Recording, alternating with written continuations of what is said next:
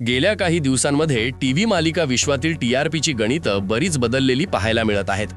सतत टॉपवर असलेली स्टार प्रवाह वाहिनी आता झी मराठीला जोरदार स्पर्धा देताना दिसत आहे. त्याचबरोबर गेल्या काही दिवसांत झी मराठीच्या मालिकांनीही टीआरपीमध्ये बाजी मारल्याचं पाहायला मिळत आहे. यामध्ये विशेषतः लक्ष्मी निवास, कमळी, वीण दोघांतली ही तुटेना आणि तारिणी यांसारख्या मालिकांचा समावेश आहे. झी मराठीवरील लक्ष्मी निवास या मालिकेचा एपिसोड नेहमीच 1 तासाचा दाखवला जातो.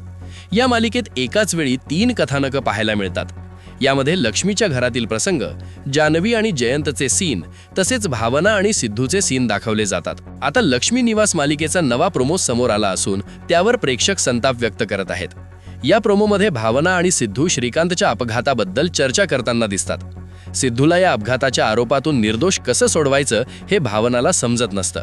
मात्र गेल्या वर्षभर श्रीकांतच्या निधनाचं दुःख सहन करत असलेली भावना आता मोठ्या धक्क्याला सामोरी जाते. कारण नव्या प्रोमोमध्ये श्रीकांत जिवंत असल्याचं दाखवण्यात आलं आहे. सुरुवातीला भावना आणि श्रीकांत यांचं लग्न होणार असतं. मात्र ऐन लग्नाच्या वेळी श्रीकांतचा अपघात होतो आणि तो मृत झाल्याचं दाखवण्यात आलं होतं. आता कुठे सिद्धू आणि भावना यांची लव्ह स्टोरी फुलत असतानाच मृत समजला गेलेला श्रीकांत पुन्हा जिवंत दाखवल्यामुळे प्रेक्षकांमध्ये प्रचंड संताप पाहायला मिळत आहे. याबाबत सोशल मीडियावर जोरदार कमेंट्स येत आहेत. एका प्रेक्षकाने लिहिलं आहे की श्रीकांत मेलेला होता, मग तो पुन्हा कसा येणार? तर दुसऱ्याने कमेंट केली, झी मराठीवाल्यांनी तर एकता कपूर सारखंच केलं आहे, मेलेल्या माणसांना पुन्हा जिवंत करत आहेत. एका अन्य प्रेक्षकाने उपरोधिकपणे विचारलं आहे की श्रीकांत तिरडीवरून पळून गेला होता का? दुसरीकडे जयंत जान्हवीचा शोध घेत विश्वापर्यंत पोहोचतो.